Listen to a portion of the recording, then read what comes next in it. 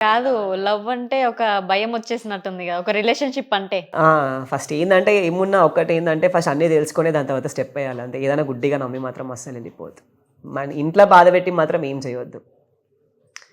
నాకిప్పటి నుంచి ఒకటే, మమ్మీ వాళ్ళు మనల్ని చిన్నప్పటి నుంచి కని ఇంత మంచిగా పెంచిర్రు గదా! అది నువ్వు లవ్ జేసినా, ఏం జేసినా గూడా ఇంట్లో వాళ్ళకి ఇష్టమైతేనే జేయాలి. ఇష్టం లేకున్నా ఒప్పించుకొని యేసుకోవాలి గానీ ఇంట్లోకేంచి వెళ్ళిపోవడం మాత్రం అస్సలు సెట్ కాదు. అందుకే మా మమ్మీ వాళ్ళు గూడా వీడు ఎంత బయట తిరిగినా, ఏం జేసినా గూడా ఒక నమ్మకం అయితుంది వీడు వెళ్ళిపోడు అని చెప్పి అనే ధైర్యంతోనే ఉంటారు. ఆ నమ్మకం మనం ఊడగొట్టుకోవద్దు. ఓకే.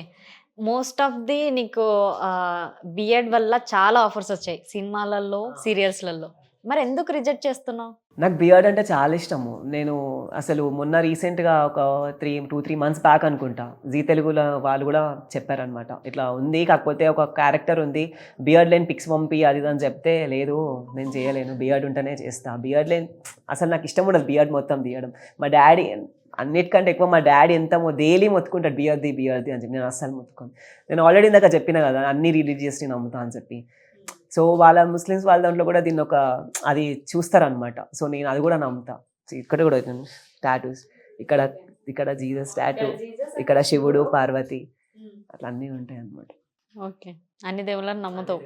ఇంకా అల్లాది గూడా యేసుకుంటుండే గానీ వాళ్ళది యేసుకోవద్దని అన్నారనమాట. సో, అందుకే దాని జోలికి మొత్తానికి ప్రెజెంట్ అయితే ఫ్రెండ్‌షిప్ గురించి కానీ, లవ్ గురించి గానీ, ఇవి జనరేషన్ గురించి గానీ, నువ్వు చూసినంత వరకి మాటల్లో చెప్పాలంటే ఏం చెప్తావు? ఏదున్నా గూడా ట్రూగానే ఉండాలి. అది ఫ్రెండ్‌షిప్ అయినా, లవ్ అయినా ఏదైనా సరే. ట్రూగా ఉంటేనే అయితది. ఇవాళ రేపు ఫ్రెండ్స్‌లో గూడా చాలా అయితున్నాయి. ఏదున్నా గూడా ట్రూ లవ్ ఉన్నా, ట్రూ ఫ్రెండ్‌షిప్ ఉన్నా ట్రూగా ఉంటేనే నడుస్తది. పైసా గూడా ముఖ్యమైపోతుంది ఇవాళ రేపు. మనీ ఉంటేనే ఏమున్నా అయితుంది గానీ, కొంతమంది ఏం లేకున్నా గూడా ఉంటారు ప్రెజెంట్ అయితే ఫ్రాడే నడుస్తుంది బయట మొత్తం. ఏదున్నా బ్రోకెన్ ఏదున్నా గూడా ఫ్రాడ్. కానీ ట్రూగా ఒక 40% ఉంటే ఫేక్ మొత్తం 60% ఉన్నారు. నేను చెప్పే వీడియోస్ అమ్మాయిల గురించి కూడా, అబ్బాయిల గురించి ఈ ట్రూ ఉన్న వాళ్ళ గురించే చెప్తున్నా. ఓకే. ఎక్కువగా ఇన్‌స్టాగ్రామ్‌లలో నీ రీల్స్‌కి కామెంట్స్ చేస్తుంటారు. ఎలా అంటే నువ్వు గర్లా కాటుక పెట్టుకుంటావు. నన్ను చాలా రకంగా తిడతారు. అమ్మాయి వారా, కుల్లం చెప్తున్నా అబద్ధమేంది. అమ్మాయి వారా, చేతుకి గాజులేసుకో, ఇట్లా చెక్క అని లెక్క ఏందవన్నీ, ఏం చేస్తున్నావు, నా లిప్స్ బేసిక్గా అట్లుంటాయి. నేను లిప్స్టిక్ ఏం పెట్టుకోను. నా బేసిక్ అట్లా ఉంటుంది అనమాట. వీడియోలు చేయడానికి అంత మేకప్ వేసుకొని వస్తావా, రీల్స్లో మనం చేస్తే కొంచెం బ్రైట్గా కనిపిస్తాం ఆబ్వియస్గా. రీల్స్ ఎందుకు మేకప్ వేసుకొని వస్తావు, చీర ఏదేదో మళ్ళీ ఎట్లా అంటే అమ్మ అక్క గలీజ్గా కూడా తిడతారనమాట. అవన్నీ మనం పట్టించుకోము. నేనేం నమ్ముతా అంటే మనకు అన్ని బేసిక్ ఒక 1000 కమెంట్స్ వస్తే వాళ్ళు ఒక 600 కమెంట్స్ తిట్టే ఉంటాయి. ఎందుకు అంత తిడుతురు అంటే మనం అంత హైకి వెళ్తున్నాం. నా ఇంటెన్షన్ అది. మనల్ని అంత తిడుతురు అంటే మనది అంత రీచ్ అవుతుంది. మనం తిడుతురు, మనం ఎదుగుతున్నాం అంతే. బేసిక్గా నేను మా మమ్మీతో వీడియో దగ్గర అప్పుడు 7 మిలియన్ దాకా పోయింది ఇప్పుడు ఆ వీడియో. మా మమ్మీ నేను పక్కన నిల్చొని చేస్తే, అన్న మీ వైఫ్ బాగుందన్న, అట్లాంటి కమెంట్స్. అన్న మీ వైఫ్ బాగుంది, మీ ఇది అమ్మ ఇట్లుంది, అమ్మ అట్లుంది, మస్తు తిడతారు. కానీ వాళ్ళకి చెప్తే బాధపడతారు అని చెప్పి వాళ్ళకి నేను చెప్పా. అట్లా అవన్నీ పట్టించుకోవద్దు అని చెప్పి నేను అసలు పట్టించుకోను. అవును, నేను ఇంకోటి ట్రాన్స్‌జెండర్ దానిపైన కూడా వీడియోస్ చేస్తాను. నేను వాళ్ళకు కూడా చాలా సపోర్ట్ చేస్తాను. నాకు ఫ్రెండ్స్ కూడా ఉన్నారు ట్రాన్స్‌జెండర్స్ అంటే వాళ్ళు కూడా మనుషులే కదా. నేను ఎట్లా భావిస్తా అంటే ఒక అర్ధనారి.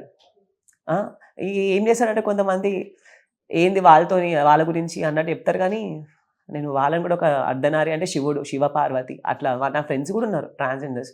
సో నేను వాళ్ళని కూడా భావిస్తాను. వాళ్ళపైన కూడా వీడియోస్ చేస్తా, వాళ్ళతో కూడా వీడియోస్ చేస్తా. వాళ్ళ కాంటాక్ట్స్ నా దగ్గర ఎప్పుడు వీడియోస్ అన్నా వాళ్ళు ఓకే అంటారు. కానీ అందరూ ట్రాన్స్‌జెండర్స్ కూడా అట్లా ఉండరు కదా. మంచిగా అన్న అనుకుంటా మాట్లాడతారు, అది అనుకుంటా మాట్లాడతారు. ఎందుకు అట్లా తిడతారో నాకు అర్థం కాదు. మొత్తానికి అట్లా బ్యాడ్‌గా కామెంట్స్ చేసేవాళ్ళు, తిట్టే వాళ్ళ గురించి ఏం చెప్దాం అనుకుంటావు?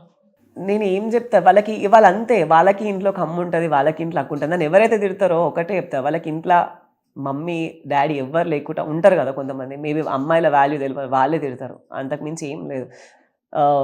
చేయొచ్చు, మనం ఏమైనా రియాక్ట్ అవ్వచ్చు, ఏమన్నా చేయొచ్చు. చేస్తే ఎందుకు అంత చేయాలనుకుంటే మన పని మొత్తం అదే ఉంటుంది. మన లైఫ్ మనం కాన్సన్ట్రేట్ చేసేసుకోవాలనే చాలా వస్తాయి. చెప్తున్నా 1000 కమెంట్స్ వస్తే దగ్గర 400-500 కమెంట్స్ తిట్టే వస్తాయి.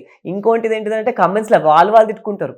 నువ్వు ఎందుకు అట్లా అంటున్నావు అన్నని, నీకేమవుతుంది అది అని చెప్పి, నీకేమవుతుందిరా అని వాళ్ళు తిట్టుకుంటారు అనమాట. అట్లా తిట్టుకుంటారు. ఇక సరే వాళ్ళు వదిలేసుకోవాలి. ఒకటే నమ్ముతా కదా, మనం కమెంట్స్ ఎన్ని బ్యాడ్ కమెంట్స్ వస్తే నా ఆశీర్వాదం లెక్కనే తీసుకుంటా తప్పితే ఇంకేం చేయాలి. అంతే అంటావు.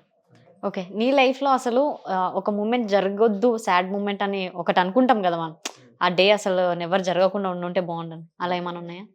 చెప్తున్నా కదా నా first and last bad experience అని చెప్పి. ఇంకోటి ఒక ఎక్స్పీరియన్స్ ఉంది. నేను అసలు ఇప్పుడు ఇట్లున్నా అంటే నేను కాదు. నేను పాస్ట్లో ఎట్లుంటుండే అంటే సైక్. మా మమ్మీ మా డాడీ మీదకి ఇప్పుడు మా మమ్మీతో చేసిన వీడియోస్ చూసి ఉంటారు. ఇప్పుడు ఎంత క్లోజ్గా ఉన్నానో మా మమ్మీ మా డాడీ మీదకి చాకు తీసుకొని పోయినా అసంటోని. మా మమ్మీని అయితే ఇంట్లోకే చెలగొట్టినా నేను. ఎవతివే నువ్వు మా ఇంట్లో ఎందుకున్నావు అంటే అమ్మ ఎట్ల పైన బయట స్టెప్స్ ఉంటాయి, స్టెప్స్ పైన కూర్చొని ఏడ్చేది, అరే నా కొడుకు ఇట్లా ఎలగొట్టి నన్ను అని చెప్పి అని. మమ్మీ పైన చాక్ తీసుకొని వెళ్ళేంత నాకు ఏమైంది? తెలీదు నా మైండ్లో ఏం నడిచిందో ఏమో తెలియదు, కానీ అప్పుడు మాత్రం ఒక దగ్గర 1 year దాకా అనుకుంటా, 1 year దాకా మా ఇంట్లోకి నరకం చూపించిన అనుకో. నరకం అంటే ఇక వాళ్ళు ఏం ఆలోచించలేదు తెలియదు. మా మమ్మీ లిటరల్లీ భయపడ్డది, అరే వీడేంది నాతో ఇట్లా చేస్తుండు. మా డాడీ నేను మా మమ్మీ ఉంటే ఒక ఇంట్లో మా మమ్మీ భయపడి మా డాడీకి ఫోన్ చేసి అరే వీడిని నాతో వదిలేసినావు, నాకు భయం అవుతుంది, వీడు ఏం చేస్తాడేమో అని చెప్పి. మా మమ్మీ మా డాడీ మీద చాకు తీసుకొని పోయినా. నేను ఏం చేద్దాం అనుకున్నా నాకు తెలియదు, కానీ మా మామయ్యలు మా అన్నయ్యలు వచ్చి నా పైన కూర్చొని నా మెడ పైన చేయి పెట్టేసి ఇట్లా పెట్టి లేవాకు నువ్వు కూర్చో. నేనేమో వాళ్ళని నిలిపించుకోవడానికి కుర్చీలు వలగొట్టిన, కూలర్లు వలగొట్టిన, చైర్లు మొత్తం ఏదంటే అది వలగొట్టిన, డోర్లు వలగొట్టిన, ఇంట్లో అన్నీ వేసి సడన్గా ఇట్లా చేంజ్ అయిపోయినా. మా మమ్మీనే అంత బాధ పెట్టిన. అసలు నాకే అసలు ఆ రోజులు ఎందుకు వచ్చినాయో నాకు తెలియదు. ఇప్పుడు అడిగారు కదా మీరు బ్యాడ్ డేస్ ఉన్నాయా? నెవర్ అసలు. అది అసలు నేనే నాది వేసింది అని అనుకుంటా. మా ఇంట్లో కొంచెం చుట్టాలు రాకపోతుండే, భయపడుతుండే, నిన్ను అంటే రాకపోతుండే.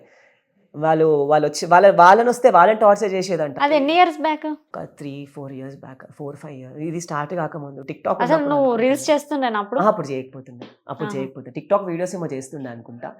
అప్పుడు మా ఇంట్లో చుట్టాలు వస్తే ఇరిగిపోయిన కుర్చీలు ఉంటాయి కదా, ఆ ఇరిగిపోయిన మంచి కుర్చీలో వస్తే కూర్చోబెట్టకపోతుందంట, ఇరిగిపోయిన కుర్చీలో కూర్చోబెట్టాలంట. అట్లా చేస్తుందంట. మా మమ్మీ నాకు వడ్డిస్తుంది కదా, వడ్డించే ఉంచాలి. ఆమె ఇవ్వద్దిగా నాకు అంత టార్చర్ చేసి వడ్డిస్తున్నట్టు అట్లనే వడ్డించే ఉండాలి. ఆమె ఇవ్వద్దిగా, నేను తిన్నాకనే లేవాలి ఆమె. నన్ను చేంజ్ చేసింది నేను ఎప్పుడైతే చర్చ్కి వెళ్తున్నాను. నేను మా ఫ్రెండ్ ద్వారా చర్చ్కి వెళ్ళడం స్టార్ట్ చేసిన. మేబీ ఆ చర్చ్కి వెళ్ళి నేను చేంజ్ అయినా అనుకుంటా. నాకైతే అది ఆ చర్చ్కి వెళ్ళి తర్వాతనే నాకు చాలా సక్సెస్ వచ్చింది. నేను డాన్స్ క్లాస్ ఓపెన్ చేసిన. మొత్తం సక్సెస్ అంతా నేను చర్చ్కి ఎప్పుడైతే స్టార్ట్ చేసినో మేబీ ఆ దేవుడు ఆ జీసస్ క్రైస్ట్ నన్ను చేంజ్ చేసినేమో నేను అట్లా భావిస్తాను అనమాట. అట్లా అంతకుముందు చాలా డేంజర్ ఉంటుండే. నేనే చెప్తున్నా కదా, చాలా అంటే చాలా డేంజర్. ఎవరైనా మమ్మీ మీదకి చాకు తీసుకొని పోతారా? ఎవరు తీసుకోను. అసలు నేను వాళ్ళంతా చేసినాక కూడా నేను తీసుకొని పోయినా చాకు. ఒకసారి మమ్మీ పక్కనే ఉన్నారు కాబట్టి మమ్మీని కూడా ఫ్రేమ్ లాగా తీసుకుందాం. ఓకే అమ్మ నమస్తే. నమస్తే. ఇందాక చూసుకుంటే మీ అబ్బాయి తను మీ మీద కత్తులు తీసుకొని వెళ్ళిండు అని అన్నాడు. అసలు ఎందుకు అట్లా చేసి ఉంటాడు? ఏమో కొద్ది రోజుల తర్వాత అట్లా చేసిండు. ఎందుకు చేసిండో మాకు అర్థం కాదు. చాలా అంటే చాలా ఘోరంగా. అప్పటికొని చాలా బాగుండేది, సడల్న అట్లా చేసిండు. ఎందుకు చేసిండో అర్థం కాదు. అది చాలా అంటే చాలా ఘోరంగా సడల్న అట్లా ఏమైందా అని మేము ఒకటే ఏడుపు. వాళ్ళ డాడీ మేము అన్నీ పలగొట్టేది, చాకు తీసుకొచ్చేది మమ్మీ మీదకే. ఇంకా ఇంట్లో ఎవరు కూడా ఉండరు. ఇంకా వాళ్ళ డాడీని ఒకదాన్ని వదిలేసి వెళ్ళేది.